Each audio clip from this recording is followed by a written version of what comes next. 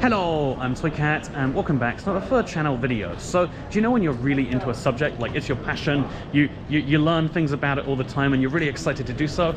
For some reason, one of my passions is flying. I really love flying, I love airports, I love everything about the travel experience. And obviously, as you can imagine, the last year has been pretty crazy if that is your passion and your hobby. I haven't been flying very much. Or really at all for recreation, and so whenever I go on the airport it's like a weird experience because everything's the same but also everything is so different. I mean, you can see looking around just Heathrow how ludicrously empty it is, and it's a really weird experience, but I figured I'd bring you along for the journey so I can document this experience for the future, because, you know, kind of the point of this third channel is it's sharing some things that I think I'll find interesting in a while, and if you want to watch it, you can. So here is Heathrow, it's Terminal 5, it's a really nice terminal in a really nice airport, and there's lots of interesting things I could talk about too with Heathrow, because again, it's a subject I find interesting, but instead, I'd like to, I feel like I lost my passport for a second there, instead, I'd like to talk about something much more important, and that is my travels. That sounds like a sponsor segue actually, so this video is brought to you by Escalator Reviews of Toycat, the premiere series for seeing how good escalators are on the internet. Okay, so let's get into it and let's go to Mexico City because I've got the most convoluted route I have to take to get into the United States. But for now, let's enjoy some planes. And you know it's going to be a good travel day when you see the first class horse still here in all its glory. By the way, a pro tip, when you're at Heathrow Terminal 5, there is this underground walkway. It's on floor -4, you can press it in the elevator. No one ever takes it, but they have this beautiful cool way, and it allows you to avoid the busy pods that go between terminals. So if you want to keep your distance from people, you know, disease, but mostly because people are the worst, then come down here to floor -4. On second thoughts though, even the main airport is just spookily abandoned. When you go anywhere outside the main areas, you're just by yourself, and it's kind of beautiful. We should all be flying more often, I reckon, is the message to take away from this video. That is a joke, obviously. Perhaps unsurprisingly, the flight is basically empty, which is the dream. You know what? Empty airport, empty plane. Should be like this more often, am I right?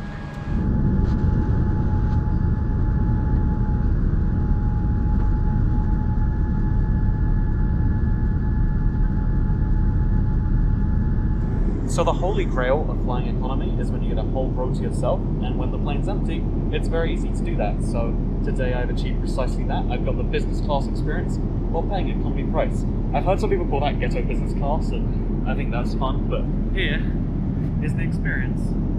Isn't this delightful? I'm gonna get some sleep in now, and I'll see you in Mexico City. Okay, I just got off the 12-hour flight and I'm now in Mexico City, and I'm very excited to, you know, it's been forever since I've been to Mexico.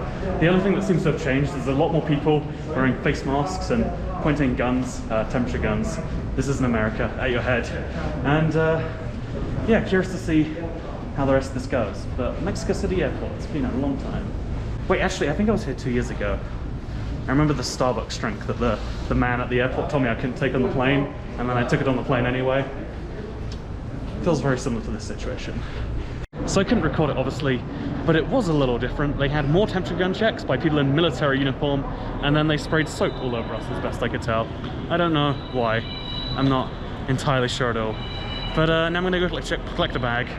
Okay, I am in the hotel, and I just booked the closest hotel to the airport. It was the simplest one to get to, and although it wasn't simple, there was a little bit of a misleading direction thing there. I got here, and it looks surprisingly nice. I don't know, this is that hotel roulette thing, where it's like, I didn't book it intending for it to be nice, but it kind of is, right? So that's enjoyable. Anyway, you might be curious as to why I'm here for 11 hours before a connecting flight to another part of Mexico, when my grand plan is to be in New York, and indeed the United States, for a few months. And it's a fun story, but I'll explain after that connecting flight. So yesterday's flight was 12 hours, and today is just 1 hour, but it's significantly louder. I guess it's that thing about small planes being louder. Would you like to see?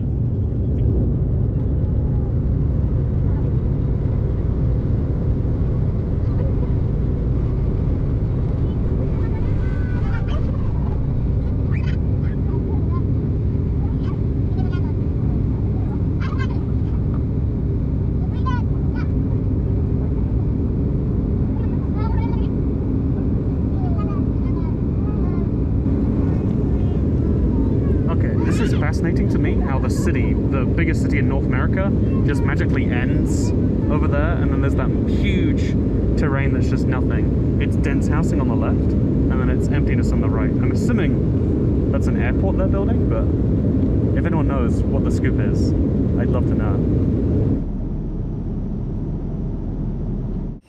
I know this is just me being British, but I am too hot for this situation. But it is incredibly pretty here at Cabo San Lucas Airport. It's actually Los Cabos Airport. Confusing situation with the airports here in Baja California, but that's not what you care about in the city here. What you care about is what comes next. But yeah, love the views. Okay, I'm here at the Airbnb. Wow, this is the end of that crazy journey. I'm in Cabo San Lucas, which apparently is a very big destination for Americans, so something English. We'll see. It might just be crazy and terrible because the sorts of places that people like to go on holiday are not very good places to visit in my experience, but maybe that's me being contrarian. So instead of being contrarian, I'll show you something I do like, my Airbnb. Usually I include this as its own video, but let's just give you a little bonus for this right here. So this is a studio apartment I'm staying in for the next 2 weeks so I can enter the United States of America. Again, gonna finish that in a second, but I want to just mention, one of the things I like when I travel is like small, efficiently used space. I love this. This is an actual, honest to God studio, and wait, I wonder, can you turn on the lights from here? No, you can't. So there's light switches that don't work because the way this Airbnb is, because something, I guess this is like hot parts of the world, as well as having AC, it also has these fans. You can see I'm all alone in this apartment, and yeah, what we can do is we can press this button. No, I can't. This button, this one, this one. What I can do is I can press one of these buttons. Oh no, I think I slowed. Oh no, I think I turned them off. Now you can actually see. Okay, wait. I'm gonna turn this up, I guess. How do I? What is there is? Okay, wait. I got this. There's a light button on here somewhere. I think I'm doing this right. Okay, I don't know what I just did, but the fans are now off.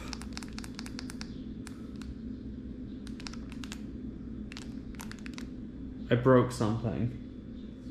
Okay, so one of my big annoyances about like fans in the ceiling, because I visited people's houses in the UK that had these too, and it's like, no, I don't want a fan in my ceiling, I want to have a light. And you know, this has fixed that problem. You press the button and it changes light. There's no option for no lights. You just have to pick one on and off apparently. I don't understand how that works. But yeah, that fixes one of the problems. And I guess the other one is fixed by the AC, but like, why fans at all then? It's just one of those, it's just a fear of mine that like, it will fall down on my head, and that's gonna be a heavy thing. But yeah, besides my random fears, there's a lovely little kitchen over here. Obviously this is a country where you have to buy a lot of water just to stay alive, which is one of those things you don't think, you know, people are always talking about like, oh, isn't running water so nice? No, running water's kind of nice. Running water that you can drink without like serious problems to yourself, that's what's really going on. So let's change our light again. Isn't this fun? Isn't this beautiful?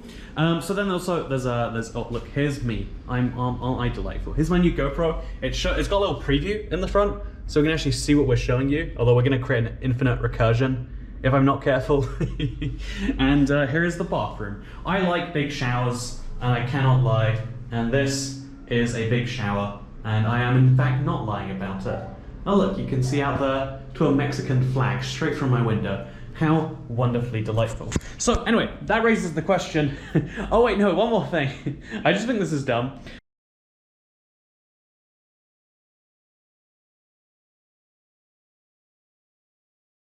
So I kind of heard about Mexico. Also, see, they've turned off again. The fans, like, what is? Also, see, they've turned off again. How does any of this work? I'm pressing the buttons, and the fans are doing things. I don't understand it. So, yeah, let's get into the light and let's finish exactly what's going on here, because let's finish exactly what's going on here, because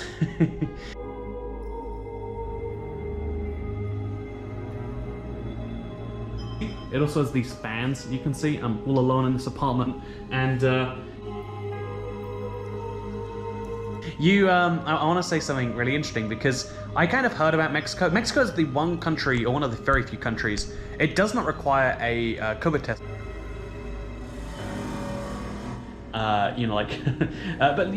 countries like New Zealand, Australia obviously got rid of COVID that way. So there's a great argument to be had that's like, oh, we shouldn't allow anyone into the country. There's a great argument to be had that's like, oh, we shouldn't allow anyone into the country whatsoever.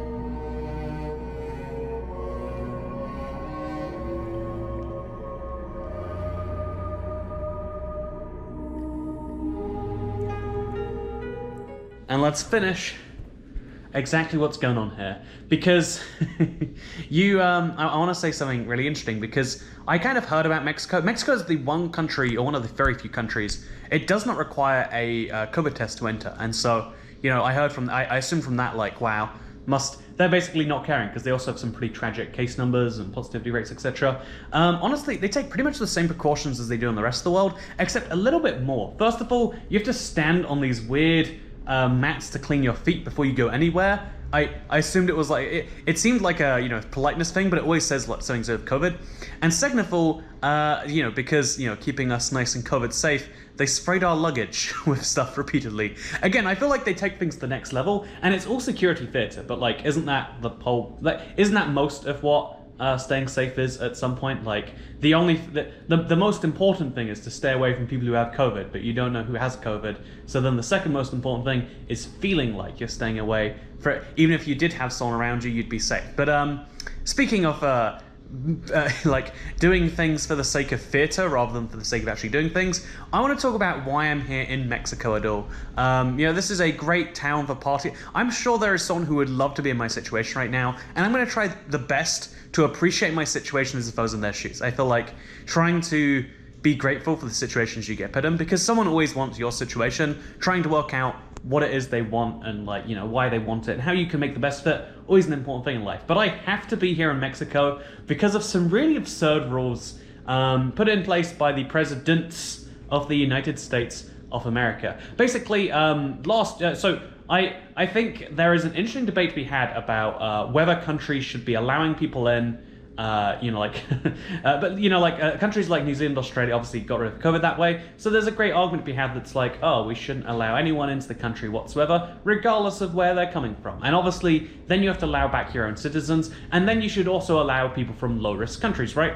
And so the United States, back when the pandemic, because the pandemic started in China, then it became like China, Iran, and then it became like China, Iran, and southern Italy, or northern Italy, and then it became kind of all across Europe. There was this outbreak happening, and so at the time, there was a fairly, I'm going to be honest, I don't agree with it entirely, but there was a important executive order put in place by then President Donald Trump to ban anyone who'd been inside of Europe coming to the United States if they'd been inside Europe for the last 2 weeks and weren't an American citizen or resident. And so then a few days later that was extended to include the UK. And so if you wanted to enter the United States, you had to be outside of Europe or the UK, which meant that I think that's a fair little caveat to say, hey, yeah, even if you are a British citizen or something, if you've been living in Singapore or something, you're not as high threat as someone living in Plague Island as it probably was. In fact, it has been a few times. But because of, you might have noticed the president changed in January. And obviously, even before the change, it was absurd. America has been the epicenter of COVID for a really long time. Anyone coming, again, the odds are if you go to a standard grocery store, you're going to come into contact with more COVID than any plane full of people from any country in the world on a statistical basis, right? And even if you were to assume that like, oh yeah, well, everywhere else has way more COVID, the United States is one of the last bastions, like effectively testing or even just isolating, people upon their arrival. There's something to be said for that. No, the policy is if you've been in the UK or Europe, you cannot get into the United States. Even as right now, here's the thing. That country list has not been updated since, I want to say like April of last year, May of last year. And so if you've been in any of these countries, you can't enter the United States. And interestingly enough, that means the incentives literally are, I have to leave the UK. We've locked down for 4 months. It's been a terrible 4 months in a lot of ways. mentally speaking. But one of the results of all of those mental sacrifices is we have a incredibly low, given that there is a third wave, rate of COVID. However, if I want to enter the United States, because of their fear of me having COVID while being in a country with this many cases per day, I have to fly to a country with this many cases per day, and that's one that's not doing as much testing, so the actual number is likely much higher. And I have to spend 2 weeks, and I can do whatever I want in those 2 weeks. I can, again, like, because, you know, if I want, I can go bar hopping and cough in the faces of some people, as long as at the end of those 2 weeks, you know, like I am COVID tested in some form before coming to the United States. And that is it. That is the only real requirement. Be outside the UK or Europe, and then do some form of COVID test. And that COVID test thing is new. But the reason I'm upset about this, the reason I want to mention this, is because not only is that an absurd setup, fly from a country with low rates of COVID to one with high rates of COVID, so we can let you in case you have, again, like, it's a needless exposure personally, it's a needless exposure on a countrywide level, but also it's just the example of dumb politicking. I think, I don't talk politics too much, but now flying, one of my hobbies has become this political football, right? And so much so that you might have noticed that that Donald Trump guy, I don't think he was, I think he was a divisive president. Some people, again, yet to meet anyone in real life, but I hear some people didn't like him and some people really liked him. I don't know about that for sure, but because of this divisiveness and because of the election basically being a referendum on him, you know, one of the things Biden said he would do is end this ban on just needlessly banning people based on their passport and where they've been, etc. And so obviously the response to this was Donald Trump being like, no, I'm going to do it first. And then I wish I was making this up. The response because what actually happened is it was set to expire on like the second day of Biden being in office, and so because he didn't want to like let Trump have that one, he kept it in place. He kept the thing he didn't want in place just because his successor said, well, I'm going to get rid of it first. And so now, even in April, even when the cases, it's crazy to look at the situation, but yeah, just a reminder, when you give people power, especially the level of power the one person that is the president of the United States has, literally executive orders to ban people based on where they've been in the last 2 weeks. A power which, you know, like, to some extent, I'm sure, has been used in lots of other crazy ways. But the fact that that can just happen, and this is one of the most minuscule powers, and I hope that at the bare minimum, it's not going to happen, but my dream would be that after this, we look at it and we say, oh yeah, even if you want to do things, giving someone all of the power in the world to do those things is kind of dangerous. And you know, I've been thinking a lot about this. This is dumb, and this is going to discredit all the actual commentary I said there. So just in case you hate all of that, do you know Superman? I'm not big in the comic book universe, but I do know Superman. He can literally fly around the Earth to reverse his polarity. He has laser beam eyes. He is an alien. He is incredible, right?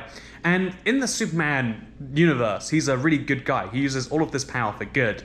But do you ever think about how terrifying it would be to have an actual Superman alive on planet Earth? He's, if I'm not mistaken, there's, besides kryptonite or some space rock, he can last forever. And so at a whim, he could just decide, you know what, I don't like the concept of like self-governance. You know, you could have a fascist Superman, and what are you going to do about it? How are we going to do that as the human race? And yeah, I think it's interesting that like this is a minority opinion that I wish wasn't one, but is like I don't know. During this last year, I think you realize more times than ever before that there are extreme powers that have just not been used against you, and I guess it's kind of fun in that way. That like, you know what, Superman at any point in time could just laser beam you to death because he doesn't like the look of you. You know, are you walking too slow on the pavement? I would love to laser beam you to death instantly, but I can't. But you know what? If I was Superman, I could, and I would. And maybe it would be, you know, if Superman laser beams 5 innocent people to death each year, but he saves 50 from good things, is that worthwhile? Or is it still, should we still tell him to go back to his home planet? Or should, you know, like this is a debate I shouldn't be having here. I should be enjoying my time in Mexico. I'm gonna eat a taco or something like that. Have a fun day, life video, because I'll see you all in another one. I'm probably gonna do a walk and talk video here. I'm curious as to how that will go. If you want to see what it's actually like, I feel like this is one of the few I feel like sunny places always look worse on Google Street View than they do in real life. So I guess that will probably apply to the camera too. But yeah, I want to show you around some stuff. And I'm looking forward to being in the United States. Except I have to spend, I'll be spending just over 2 weeks of my life not being there. Because again, I've got to stay safe by going to places where it's less safe. So that political rules put in place a year ago by a person who wasn't in charge can, of course, apply to me, and so we can keep America safe from the deadly, deadly virus. Gotta do my bit. Looking forward to doing that. Thank you for watching. Third channel. Don't care. Goodbye.